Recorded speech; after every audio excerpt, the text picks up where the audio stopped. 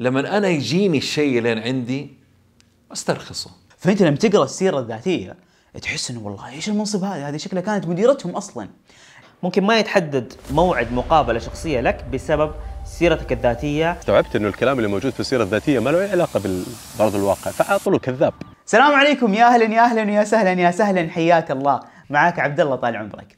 كثير مننا يدور عن دورات أكثر، يحاول يبني خبرات أكثر عشان تكون عنده سيرة ذاتية رهيبة وقوية.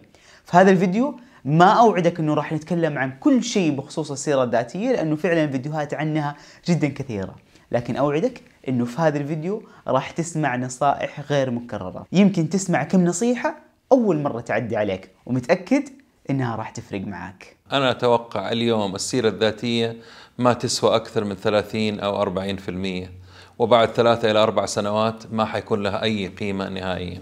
متى آخر مرة أتذكر كنت أطلب من الواحد السي في بدل ما أروح على لينكدين؟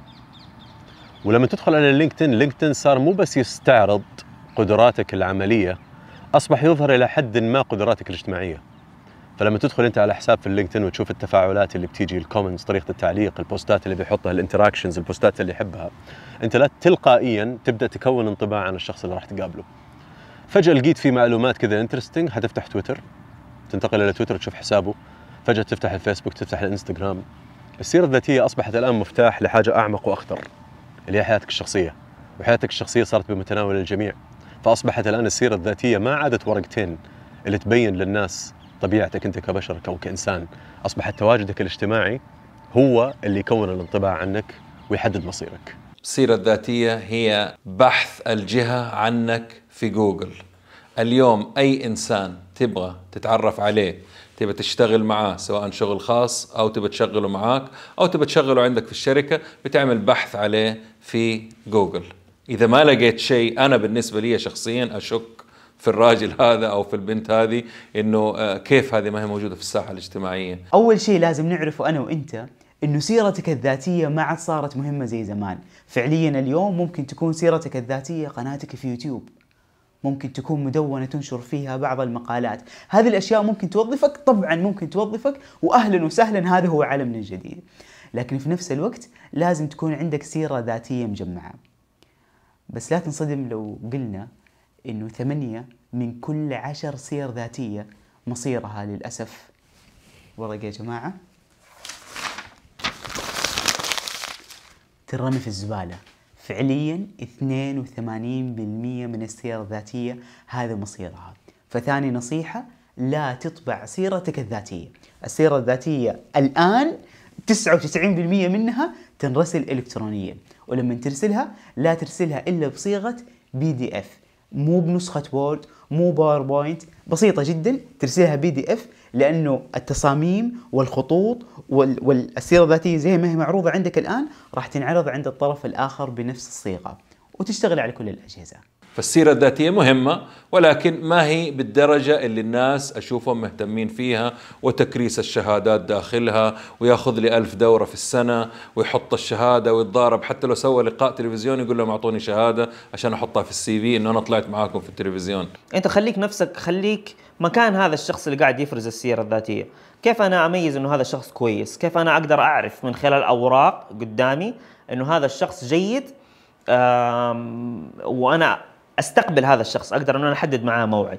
ممكن ما يتحدد موعد مقابله شخصيه لك بسبب سيرتك الذاتيه الباهته العاديه المكرره، اللي فيها كلام تيبيكال وكل الناس بيتكلموا. لازم انت تكون جيد في انشاء السيره الذاتيه حقتك، تتميز فيها. التوظيف اليوم صار يصير بطرق كثيره، واحدة منها إنه جهة معينة تفتح التقديم وأنت ترسل لهم السيرة الذاتية عشان تقدم عندهم على وظيفة معينة، وهذا اللي يصير بالغالب مع المتخرجين الجدد أمثالنا. طريقة ثانية إنك تبرز نفسك في الساحات الاجتماعية، سواء عن طريق مواقع التواصل الاجتماعي أو حتى الساحات والميادين الفعلية. تبرز نفسك كمختص في مجال معين، تتكلم عنه، تحاول تطور وتكبر فيه أكثر إلى ما يصير معاك استقطاب للكفاءة هذه، فتبدأ تجيك العروض إلين عندك.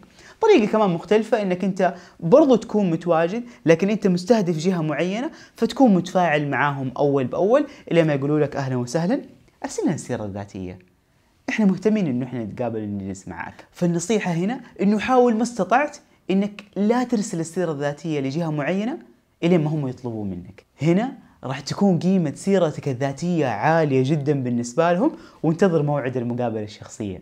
لما أنا يجيني الشيء اللي عندي أسترخصه. لازم في طرق إنك أنت تلفت انتباهي إنه أنت جاي. أوكي؟ فأنا ما أفضل أبدا اللي بيجوني مثلا بيستشيروني في وظائفهم، عمره أقول لهم لا ترسل السي في حقك إلا إذا طلب منك سي في، إلا إذا أنت في أحد يدخلك على الجهة. أنا ما بتكلم على واسطة، أنا بتكلم على علاقات. الحياة علاقات. أنا أعرف عبد الله، عبد الله يعرف أحمد، أحمد يعرف خالد، خالد اللي نبي نوصل له. كيف نوصل لخالد؟ عن طريق عبد الله. فبالتالي أنا أتخاطب معك أنت وأقول لك إيش الطريقة المثالية، تقوم تقول لي تابعه في تويتر، تفاعل معه، ولا تطلب منه ولا شيء.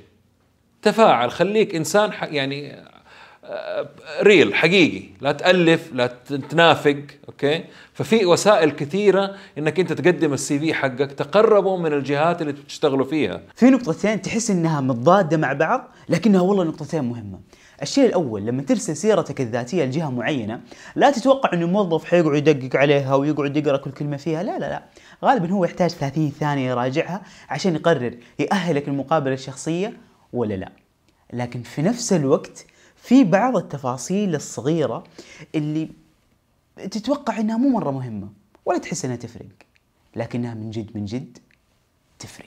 لما أقرأ الورقة هذه إذا لاحظت إنه فيها تصميم سيء، spelling mistakes بالغلط، لغة إنجليزية سيئة، فيها نوع من الادعاءات، فيها معلومات واضح إنها ما هي حقيقية أو دقيقة، فيها أشياء ما هي منطقية، أو وظيفتين تزامنت بنفس الوقت. أحيانا تشوف بعض الأنوماليز يعني في السي في. هذا الشيء يدعو انك انت تتساءل عن طبيعه هذا الانسان، هل هو انسان جاد؟ اذا هذه السيره الذاتيه بهذا المنظر وبهذا الشكل، بكره لو قلت له يكتب تقرير او يرسل ايميل، هل حيكون بهذا المستوى؟ فالسيره الذاتيه طريقه صياغتها وترتيبها وشكلها ايضا يعكس طبيعه الانسان اللي كتبها. فاذا كان سي في مثلا غير سليم، في اخطاء، يمكن ما يوصلني. لكن انا لما يوصلني السي في بفتش على طول، بشوف اشياء معينه، بطالع مثلا من الاخطاء الشائعه انه يكون الايميل حقه هو طفل مسويه، او هو جيمر، او اسمه في يوتيوب، او اسمه يضحك، او الحبيب ممدوح. أخطاء بسيطة جدا جدا جدا مثل هذه وتعديلها ما ياخذ ثواني أو دقائق، لكنها من جد من جد تفرق. بعطيك حاجة فوق البيعة، حتى اسم الملف اللي ترسله، واللي كثير مننا أصلا ما تفرق معاه ولا يهتم إيش اسم الملف، هذا كمان يفرق. مرة ممتازة ويكون اسم الملف اسمك واسم الوظيفة اللي مقدم عليها. عبد الله العلاوي، طبيب أسنان، محمد خالد، مهندس كهربائي. أنت كذا ختمت التفاصيل الرهيبة. وقبل لا ننتقل للجزئية الجاية من الفيديو، جزئية القصص اللي من جد تحمس، خلينا نوقف مع بعض في فرصة متأكد إنها راح تساعد على تطويرك. ومن ذحين أقول لك ترى في عرض مجاني لك وعرض خاص، ومتأكد إنك راح تستفيد منه. شوف يا سيدي، أنا وإنت في يومنا الطبيعي في أشياء نسويها بعقلنا اللاواعي. مشوار بالسيارة، مشي، ترتيب غرفة. شايف اللحظات هذه لحظات ثمينة للتعلم. راس مالها بس سماعة وشغل التطبيق اللي انبسط والله دائما لما أقول لك عنه، تطبيق ستوري تيل. كتب صوتية باللغة العربية واللغة الإنجليزية، آلاف الكتب، تجربة استماع ممتازة. تقدر تتحكم بسرعة القراءة، المكان اللي وقفت عنده استماع تقدر تكمل المرة الجاية من نفس المكان، وكمان تقدر تستمع قبل النوم وهو راح يوقف تلقائيا عند التوقيت اللي تختاره. بوصف هذا الفيديو راح تلاقي رابط تحمل عن طريقه التطبيق، وراح يكون لك اشتراك خاص 30 يوم شهر كامل مجانا. أتمنى من جد إنك تستثمر هذه الفرصة، لأنه باب معرفة وانفتح لك. وعلى فكرة لو بديت تسمع كتاب وفعلا عجبك، اكتب في تعليقات هذا الفيديو ايش الكتاب اللي سمعت له، مو كتاب ما سمعته، الكتاب اللي تسمعه. اكتب لي بالله اقتراحك، لاني راح ارجع لتعليقات هذا الفيديو، من جد مرة مهتم اني اسمع الكتب اللي عجبتك انت. اما الان نرجع للقصة. قابلت واحدة مرة كاتبة في هذا انها تعشق الرقص الشرقي في السيرة الذاتية. ما ادري المعلومة هذه ايش ممكن اسوي فيها بصراحة. يعني لا يعني هذا لما قريتها، فبعدين صارت المقابلة، وبعدين استوعبت انه الوضع مو مزبوط، يعني كان خطأ. يعني السيرة السيرة للأسف عكست شيء، ولما شفت الواقع كان فعلا يعني الشخص ما كان مهتم كثير بالعمل او ماخذه بشكل جاد، فبالتالي للاسف السيره تعكس طبيعه الانسان. وهنا اتذكر قصه سمعتها عن سيده مقدمه على وظيفه وكانت تشتغل قبل كذا في العلاقات العامه، وكاتبه في السيره الذاتيه انه الجهه اللي كانت تعمل عندها في العلاقات العامه ما كان يصدر اي بيان عن هذه الجهه الا يمر عليها. فانت لما تقرا السيره الذاتيه تحس انه والله ايش المنصب هذا، هذه شكلها كانت مديرتهم اصلا، لكن طلعت انه وظيفتها مترجمه، ففعلا ما كان في بيان يطلع الا ويعدي عليها، وكانت صادقه. لكن واضح مره انه هذه المعلومه قد يعتبرها البعض مشوقه وقد يعتبرها البعض مضلله، لكن الاكيد انه المبالغه اللي دائما مصيرها تنكشف ما راح تخدمك ابدا. في واحد كان كاتب انه هو رفع كان شغال في شركه ما شركه منتجات البان مشهوره، وانه رفع الحصه السوقيه لمنتج الالبان اللي اشتغل عليه ما بين اتذكر كانت يمكن 2010 الى 2013 رفعوا 50% حصه سوقيه. طبعا لما انت ترفع منتج حصه سوقيه 50% في 3 سنوات، انا حاولت استرجع في تاريخي وفي حياتي انا اعلى نسبه رفعتها الحصه السوقيه لمنتج استابلشت موجود كانت يمكن على فيري، رفعته من 87 الى 91%، واتذكر يعني كانت انجاز مستحيل وصار على فتره مره طويله. فلما قعدت اتكلم معه وبدات استوضح وبدات استكشف استوعبت انه الكلام اللي موجود في السيره الذاتيه ما له اي علاقه بارض الواقع، فعاطله كذاب. فالسيره الذاتيه للاسف كمان احيانا الناس تجملها بزياده وتبالغ في محتواها الى مرحله انه تبدا فعلا تشك بمصداقيه الكلام اللي مكتوب. في سؤالين مهمه متاكد انها خطرت على بالك: اقدم السيره الذاتيه بتصميم ولا ابيض واسود كفايه؟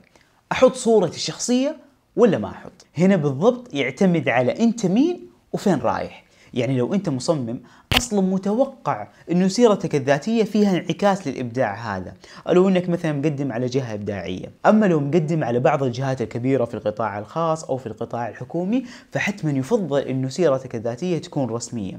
وبشكل عام دائما يفضل كثره البياض، خلاص نقاط مختصره وعلى قولهم to the point. أما الصورة الشخصية فبرضو تعتمد على حسب المكان. في أمريكا مثلا هذه مشكلة أصلا لو حطيت صورتك الشخصية، لأنه يعتبروها جزء من التمييز العنصري اللي أنت ممكن تتوظف عشان شكلك مو عشان مؤهلاتك. لكن عندنا لا، بالعكس، قد يفضل في بعض الأحيان أنك تحط صورتك الشخصية لو كنت والله مقدم على وظيفة خدمة عملاء أو حتى بعض أنواع القطاع الخاص. وبعض الأحيان أصلا تكون من شروط التقديم صورتك الشخصية لأنها ممكن تكون جزء من مؤهلاتك، لكن في معظم الأحيان في معظم القطاعات الرسمية ما راح تكون صورتك الشخصية مطلوبة، ولا يفضل أنك تحطها إذا كانت سيرتك الذاتية رسمية. من هنا أتوقع واضح جدا أنه لازم نستنتج مع بعض نصيحة مرة مهمة، وأنا شخصيا مرة تعلمتها، انه لازم في كل وظيفة سيرة ذاتية مختلفة بناء على الجهة اللي انت راح تقدم عليها. ايش تحط وايش ما تحط، حتى مهاراتك ومؤهلاتك وطريقة سردك تكون موجهة وواضحة للشيء المطلوب عندهم واللي يتوافق معاك كمان. في كل مرة تقدموا فيها السي في تقدموها كأنها أول مرة وليس آخر مرة. دائما اتركوا اثر ايجابي على الانسان اللي بتقابلوه. لا تحطوا حر الماضي حقكم في الشخص اللي تقابلوه اول مره. كل مره كانها اول مره. في كل تقديم اعطوا نفسكم فرصه. هم ما يفرق معاهم، انت اللي يفرق معاك. اخر شيء اتذكر دائما انه سيرتك الذاتيه هي قصتك، وانت افضل واحد يكتب هذه القصة. مو غلط ابدا انك تستعين باحد يساعدك، لكن تأكد انها قصتك وتكون عارف كل شيء مكتوب في هذه السيرة الذاتية. وهذا الفيديو هو جزء من سلسلة وثائقيات نتكلم فيها عن رحلة التوظيف. بدأناها بكيف تتوظف حتى لو كنت طالب، حقيقة أول راتب حياتك. لو ما شفت هذه الفيديوهات أرجع أشوفها، والقادم بإذن الله تعالى راح يكون أفضل. قبل لا أقول لك اشترك في القناة ومع السلامة والزحمة هذه كلها، خلينا مع بعض على سناب شات. هذا سناب شات حقي، هذا اليوزر عبدالله_YW. صراحة مو دائما كل شيء راح تلاقيه هناك مفيد، لكن موجود معك كل يوم بإذن الله. ونشوفك هناك على سناب شات، وهنا كمان دائما على خير. اشترك في القناة، فعل زر التنبيهات، كل التوفيق لك. السلام عليكم.